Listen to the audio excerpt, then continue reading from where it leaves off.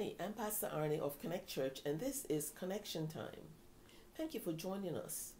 Today we're going to look at Micah 6, verses 6 to 8 from the NIV, focusing on verse 8. With what shall I come before the Lord and bow down before the Exalted God? Shall I come before him with burnt offerings, with calves a year old? Will the Lord be pleased with thousands of rams, with 10,000 rivers of olive oil? Shall I offer my firstborn for my transgressions, the fruit of my body for the sin of my soul? He has shown you, O man, what is good, and what does the Lord require of you? To act justly, and to love mercy, and to walk humbly with your God. So, like I said, we're going to focus on verse 8 and on the question, what does the Lord require of us as his followers at this time? So let me give you a little bit of background. Early Christianity spread throughout the Roman Empire very quickly, in part because Christians lived out the teaching found in Micah 6 verse 8. One explanation for its speedy dissemination is that many Christians were not just taking care of their own, but they were caring for their neighbors, the poor, widows, and the hurting. The lifestyle of Christians matched their teachings, so that many early Christians were not afraid to say, imitate us as we imitate Christ. Unfortunately today, sometimes people say, don't look at us, look at Christ. Or Jesus said to follow him, not his disciples. Because we're worried what people will find out if our own lives are scrutinized. That wasn't true of many of these early Christians. There was consistency between their beliefs and behavior. I won't spend much time on background history here, but God used Micah to prophesy to his people who had fallen away from him. There was corruption, idolatry, poor civil government, violence, and the belief that personal sacrifice satisfied divine justice. Micah prophesied during a period of upheaval and crisis. There was spiritual lethargy. The people still worshiped God, but it was ritual without life-changing reality.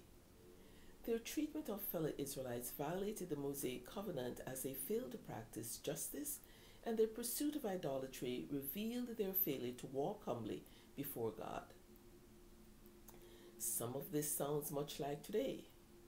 The Lord's requirements for us are consistent with his character. What we think God requires of us and what he actually requires can often be very different. We might think God requires us to do a lot of church work or a certain number of good deeds.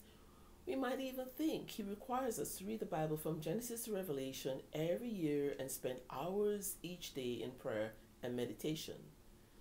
Although all of these things are good and have their place, we may do them and still miss what God considers to be important. Think of Micah 6:8 as a bottom line statement that is repeated throughout Scripture in different ways. It holds straight answers for those who really want to know how to please God. God is saying here, look, you don't need a new word from me. I've already told you what I require. So let's look at the three requirements and see how they may apply to our situations today. The first requirement is that we act justly. The Lord's requirements have a lot to do with how we treat people. According to Micah 6:8, we're to do what is just, love mercy and kindness, and walk humbly with our God. God is just, which means he's always fair and he works to make wrong things right. We should treat people justly and work to see that justice is done in their lives. The past few months it's been brought to our attention in mostly disturbing, painful ways, the stark reality that many people have been terribly mistreated and abused, and we have the opportunity as God's representatives to make a difference in their lives. To act justly, in other words, live according to justice and do what's right. Now, before we happily skip on to the next part because we've got this one covered, let's ask a few questions. Do I owe anything to anyone? Romans 13 verse 7 says, give everyone what you owe him. If you owe taxes, pay taxes. If revenue, then revenue. If respect, then respect. If honor, then honor. Have I cheated on my finances, taxes, or legal obligations? Do I tell the truth? always, and not change or omit the facts because that suits us best. Have I done right by people, treated others as they should be treated? Psalm 82 verse 3 says, "Defend the cause of the weak and fatherless. Maintain the rights of the poor and oppressed." Are there sins that need to be confessed and turned from? Am I living by God's moral law? Deuteronomy 16 verse 20 says, "Let true justice prevail, so that you may live and occupy the land that the Lord your God is giving you."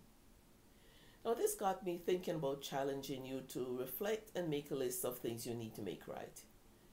For example, have you said you would do something for someone and have not fulfilled your promise? If God convicts you to set things right, obey his conviction to live justly today. The second requirement is that we love mercy, and mercy is defined as kindness, favor, good deed, compassion. The word mercy, surprisingly enough, is used nearly 300 times in the Bible. It is God's will for his children to love mercy. We do this by sharing his grace, not judgment, sharing his forgiveness, not blame, his patience, not our irritations, his kindness, not our harshness. We do this by sharing his holiness, not our physical pleasure. Ask yourself the following and think carefully about your answers. Am I merciful to others when I have it in my power to help someone? Matthew 5 verse 7 says, "God blesses those who are merciful, for they will be shown mercy." And in James 2 verse 13 we read, "For there will be no mercy for you if you have not been merciful to others. But if you have been merciful, then God's mercy toward you will win out over his judgment against you." Do I live in such a way that I put others first and myself last? Do I see my material blessings as a means to bless others? And do I give of myself only when it's convenient or the conditions pleasant? I'm aware that I don't always love mercy and that my actions don't always reflect the heart of God in all circumstances. But being merciful and loving kindness should be our way of life, no matter where we are or what we're doing. That's his will for us. People do not need to be pressured to perform perfectly. They need to be loved and accepted. Our job is not to be fault finders, but to be dispensers of God's mercy and kindness. God is merciful and kind towards us, and he expects us to give to others what we have received from him.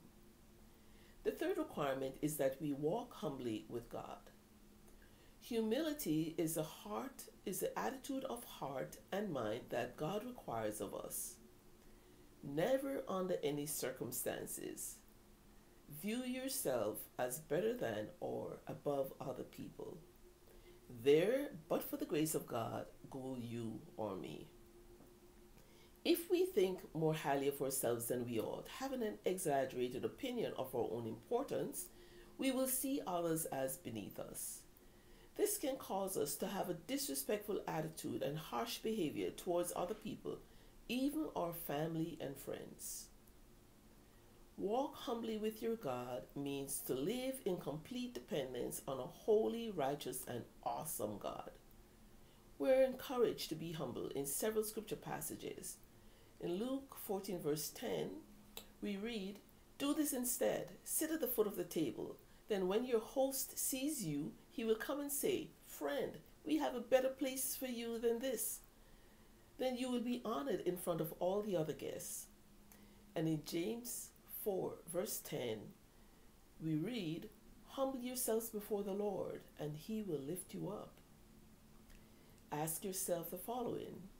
Do I feel the need to take credit for the wonderful things I've done? Do I feel I deserve a particular job, ministry, or recognition? Do I rely on my own good deeds to count when my heart is far from the Lord? Walking humbly doesn't fit too well in our culture. We must now tweet our every stellar action and post pictures of our accomplishments on Instagram and Facebook. We live in a look at me, I'm so wonderful society. Fight the urge to look really spiritual and all put together for people. Do you struggle with this? Are you willing to be nothing if it means glorifying God? Walking humbly with your God means that both parties have to be going in the same direction. You never learn to walk with God until you know which way He's going and then you change your course to match His. Walking humbly with God means that both parties have to be going at the same pace. You must match your pace to His and stop getting ahead or falling behind Him. Both parties have to be going in the same direction to the same destination and for the same purpose. Why are you walking humbly with God? The purpose for this action is to get and stay in His perfect will for your life.